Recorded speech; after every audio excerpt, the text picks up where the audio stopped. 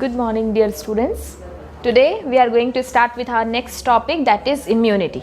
ठीक है, last video में हमने क्या देखा कि नॉन कम्युनिकेबल डिजीज़ में कितने सारे तरह के डिजीज़ होते हैं और हमने उसका लास्ट स्टेप देखा, that was degenerative disease. Now we are going to start with our next topic, that is immunity.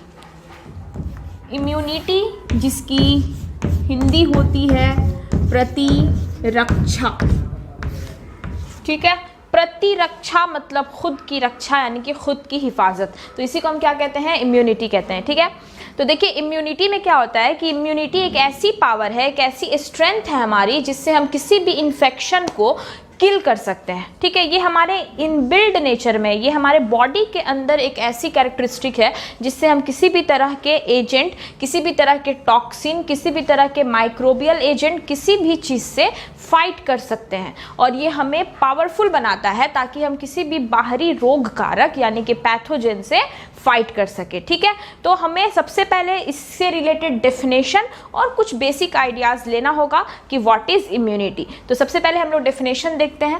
ठीक है, तो क्या लिखा मैंने definition, it is defined as protection or ability to fight against any microbial infection or toxins to resist them and keep us safe. यानी कि हमें अगर किसी भी माइक्रोबियल एजेंट या किसी भी तरह के विषैले पदार्थ या किसी भी रोग कारक से लड़ना होता है तो हमें जो लड़ने में मदद करता है और उन्हें दूर करने में, उन्हें ख़त्म करने में जो हेल्प करता है सिस्टम, उसी को हम क्या कहते हैं, इम्यूनिटी कहते हैं. ठीक है, अब सवाल यह है कि ये इम्यूनिटी जो है इस बारे में नॉलेज कैसे हुई, कैसे पता चला कि हमारे बॉडी के अंदर ये एक कैरेक्टर है जिससे हम किसी भी इन्फेक्शन को फाइट कर सकते हैं, है ना.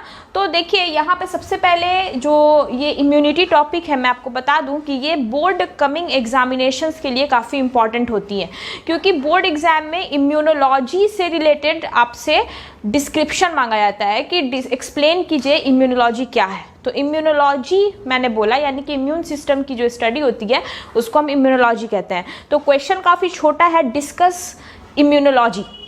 अब ये 5 मार्क्स में पूछा गया, तो डिस्कस इम्यूनोलॉजी का मतलब हो गया कि आपको फुल इम्यूनिटी और इम्यून सिस्टम के बारे में बताना होता है. ठीक है, तो हम लोग इसके बारे में जानेंगे धीरे धीरे. सबसे पहले कुछ बेसिक आइडियाज़ ले लेते हैं कि कुछ बेसिक चीज़ें जो आपको याद रखनी है अबाउट इम्यूनिटी. ओके, तो let's have some basic concept.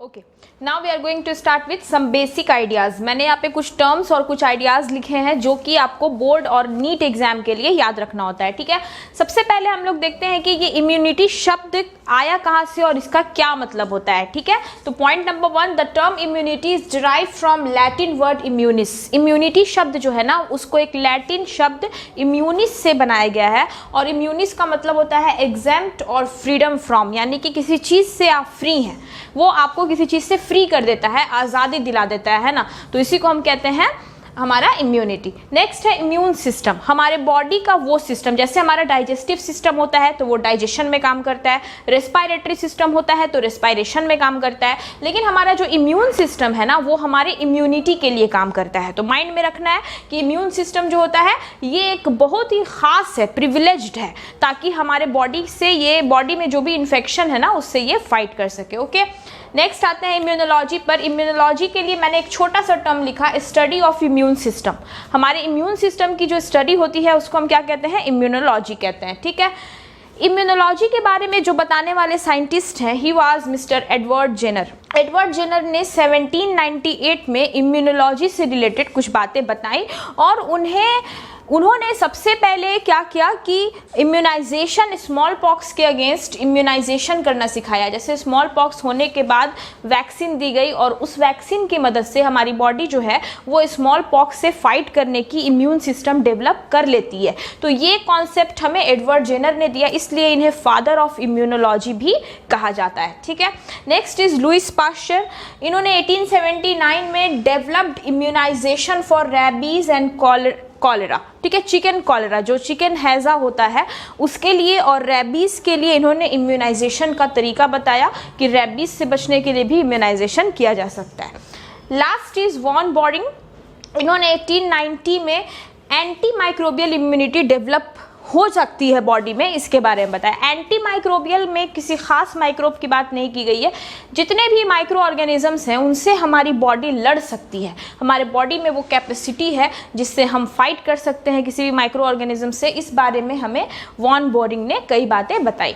तो ये है हमारा बेसिक आइडिया। सबसे पहले आपको मैंने दिया इम्यूनिटी क्या है, तो बॉडी में इन्फेक्शन से फाइट करने की जो पावर है वही है हमारी इम्यूनिटी, प्रतिरक्षा यानी कि खुद की रक्षा। उसके बाद हमने दिया आपको बेसिक टर्म्स और बेसिक आइडियाज, जिसमें इम्यूनोलॉजी और इम्यून सिस्टम अक्सर करके पूछा जाता है। जैसे बोर्ड एग्जाम में 2 मार्क्स का जो एग्जाम होता है या 1 मार्क क्वेश्चन सीबीएसई में जो आते हैं उसमें पूछा जाता है कि व्हाट इज़ इम्यूनोलॉजी, तो एक लाइन में आप उसको डिफाइन भी कर सकते हैं। और इसी इम्यूनोलॉजी को अगर 5 मार्क्स में आपसे पूछा जाए तो आपको सारे सिस्टम के साथ इम्यूनोलॉजी के बारे में बताना होता है, ठीक है। तो ये तो हुआ हमारा बेसिक आइडियाज़। अब आगे ये है कि कैसे आती है इम्यूनिटी, कहाँ छुपी है इम्यूनिटी हमारे बॉडी में और ये कितने तरह की है। तो अगला आपका टॉपिक है टाइप्स ऑफ इम्यूनिटी। जैसे डिजीज़ के लिए मैंने आपको 2 टाइप्स बताया था कि एक इनेट डिजीज़ होती है, दूसरी एक्वायर्ड डिजीज़ होती है, ठीक है। जैसे एक हम जन्मजात जो पैदाइशी हमारे अंदर बीमारियां हो जाती हैं वो, और दूसरा दुनिया में आने के बाद होने वाली बीमारियां, है ना। लेकिन यहाँ पे मैं आपको समझा दूँ कि अगर इम्यूनिटी की बात होगी तो वो भी 2 तरह की ही होती है।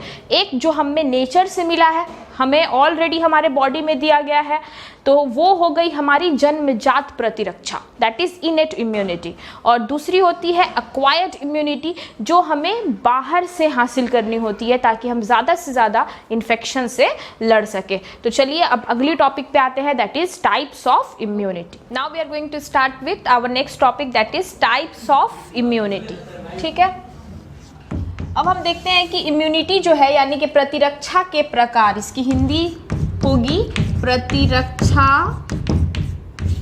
के प्रकार, यानी कि कितने प्रकार की प्रतिरक्षा होती है, ठीक है। तो हमारी जो इम्यूनिटी होती है वो बेसिकली 2 टाइप की होती है। मैंने आपको अभी बताया कि एक जो हमें नेचर से मिलती है, जन्मजात होती है, और एक जो हमें दुनिया में आने के बाद लेना पड़ता है स्पेशली ताकि हम हर तरह के इन्फेक्शन से बच सके, ठीक है। तो देखिए यहाँ पे हम लोग इसको कॉलम वाइज पढ़ लेते हैं। कैरेक्टर्स और इम्यूनिटी के 2 टाइप, ठीक है। तो इम्यूनिटी के 2 टाइप्स में सबसे पहले मैं आपको बता दूं कि एक लेते हैं हम लोग इनेट इम्यूनिटी, दूसरी लेते हैं acquired immunity.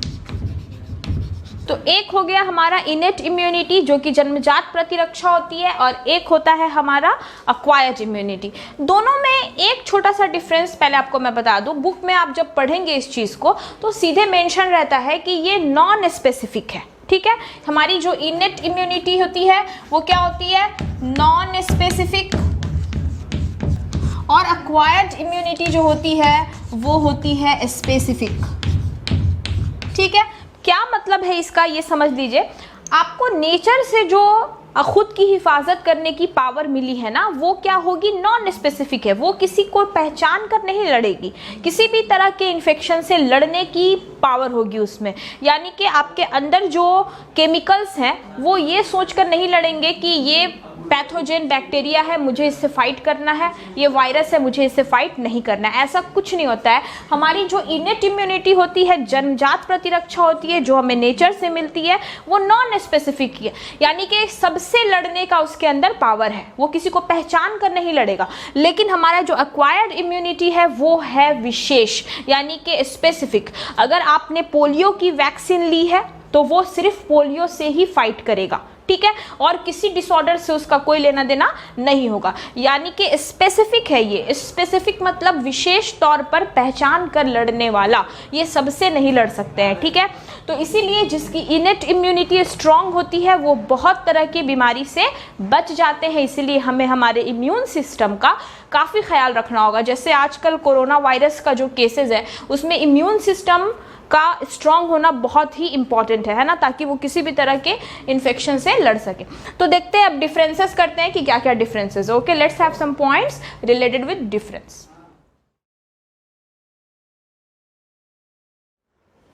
Now we are having the types of immunity. ठीक है, देखिए यहाँ पे सबसे फर्स्ट कैरेक्टर मैंने लिया है पीरियड। पीरियड का मतलब टाइम पीरियड, कब से कब तक डेवलप रहता है। ठीक है, तो देखिए ये जो होता है डेवलप सिंस बर्थ, ये पैदाइशी है। इनेट इम्यूनिटी हमें बर्थ से मिल जाती है, लेकिन अक्वायर्ड इम्यूनिटी जो है वो आफ्टर बर्थ मिलती है, डेवलप्स आफ्टर बर्थ। ठीक है, बर्थ के बाद, जन्म के बाद ये आप में डेवलप होगी अगर आप इसे डेवलप करना चाहेंगे तब, लेकिन इनेट इम्यूनिटी ये पैदाइशी आपके अंदर डेवलप है। ठीक है, एरियाज, ठीक है, किस एरिया पे ये काम करता है, तो जनरल डिफेंस मैकेनिज्म है इसका। ये सोच समझ कर नहीं लड़ता, ये जनरली फाइट करता है, किसी भी पैथोजन से ये लड़ बैठेंगे, कभी नहीं चाहेंगे कि आपके अंदर किसी भी तरह का इन्फेक्शन हो, ये सबसे लड़ते हैं, जनरल डिफेंस है इनका। ठीक है, लेकिन ये जो होते हैं डिफेंस अगेंस्ट स्पेसिफिक पैथोजन। ठीक है, अक्वायर्ड इम्यूनिटी मैंने आपको पहले ही बोला कि ये विशेष तौर पर किसी खास से ही लड़ेगा,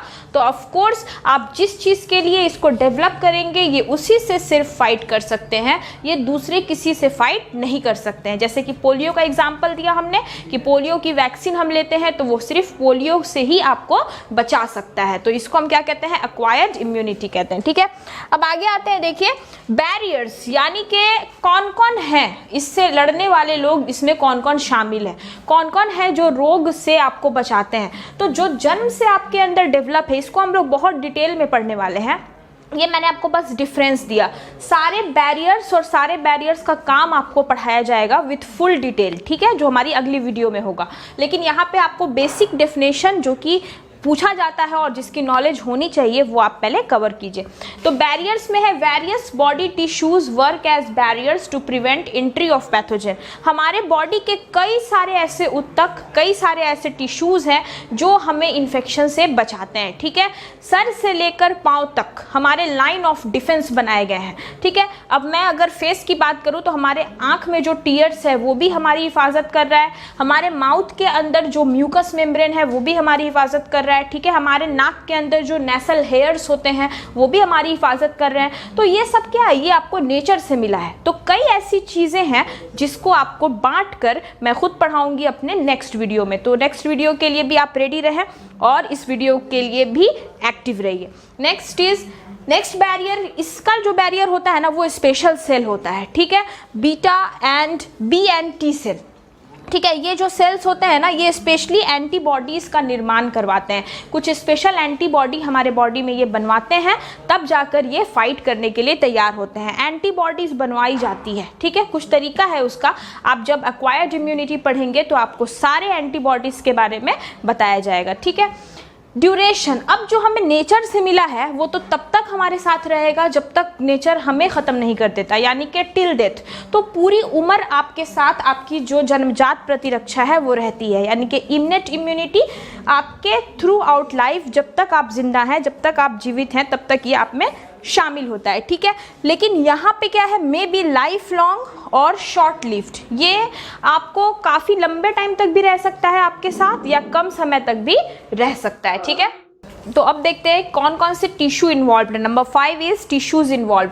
तो हमारे इनेट इम्यूनिटी में जो जो टिश्यू इन्वॉल्व है, जो ज़्यादा हरकत करते हैं या जो हमें इन्फेक्शन से बचाते हैं, म्यूकस मेम्ब्रेन जो हमारे एलिमेंट्री कैनाल में मौजूद है, हमारे रेस्पिरेटरी ट्रैक में मौजूद हैं, बहुत जगह पर रहकर ये हमारी हिफाजत करते हैं। फैगोसाइटिक सेल्स, यानी कि जो भक्षक कोशिकाएं होती हैं जो किसी भी पैथोजन को इनगल्फ कर जाती है, जैसे WBC वाइट ब्लड सेल है ना, तो वो क्या है, फैगोसाइटिक सेल होता है। इंजाइम्स हैं बहुत सारे हमारे बॉडी में, जैसे कई सारे ऐसे इंजाइम्स हैं जो हमारे जैसे लाइसोजाइम है ना, तो ये क्या करता है, ये भी हमारे इन्फेक्शन से हमें बचाता है, इसकी डिटेलिंग आपको मिलेगी। उसके बाद इंटरफेरॉन्स, कुछ खास ऐसे केमिकल होते हैं जो वायरल इन्फेक्शन से हमें बचाते हैं, तो that is known as interferons. अब इसमें क्या है जो हमारे लिए काम करेगा, दैट इज़ नंबर 1 टीकाकरण मीन्स वैक्सीनेशन, है ना। तो वैक्सीनेशन कराने से हमें एक्वायर्ड इम्यूनिटी मिलती है। टीकाकरण होने से क्या हो जाता है कि ये खास किसी चीज़ से, किसी तरह के इन्फेक्शन से हमें सेव कर देता है ना। या हमें कोई डिजीज़ हुआ है, जैसे चिकन पॉक्स हो जाने के बाद, एक बार जब चिकन पॉक्स हो जाता है ड्यूरिंग चाइल्डहुड, तो हमारा शरीर अपने अंदर उसकी इम्यूनिटी डेवलप कर लेता है और वो दोबारा चिकन पॉक्स हम पर अटैक नहीं कर सकता, क्योंकि एक बार डिजीज़ होने के बाद हमारे इम्यून सिस्टम उसके लिए फाइट करने के लिए रेडी हो जाते हैं। तो सेकंड पावरफुल सोर्स आपको क्या दिख रहा है? रिकवरी फ्रॉम डिजीज से रिकवर आप हो गए तो समझिए आपकी एक्वायर्ड इम्यूनिटी डेवलप हो गई है ना। उसके बाद आता है इन्वॉल्व्स डिफरेंट टिश्यूज़, यानी कि कई ऐसे और भी टिश्यूज़ हैं जहाँ पर हमारी एक्वायर्ड इम्यूनिटीज़ देखी जाती है। ठीक है, तो ये है हमारा इनेट और एक्वायर्ड इम्यूनिटी के बीच का डिफरेंस। तो आज का जो मेरा बेसिक टॉपिक था, मैंने आपको एक्टिव किया इम्यून सिस्टम और इम्यूनिटी से रिलेटेड पॉइंट्स देकर। अगली टॉपिक जो आने वाली है वो है कि कहाँ कहाँ पर हमारे अंदर इम्यून सिस्टम डेवलप होता है, कौन कौन से ऑर्गन्स हैं जो इम्यून सिस्टम बनाते हैं और वो किस तरह से भाग लेते हैं, और कितने तरह का इम्यून सिस्टम से जुड़ा हुआ हमारा ऑर्गन वर्क कर रहा है। ठीक है, तो नेक्स्ट वीडियो के लिए be ready, we will see you soon, thank you.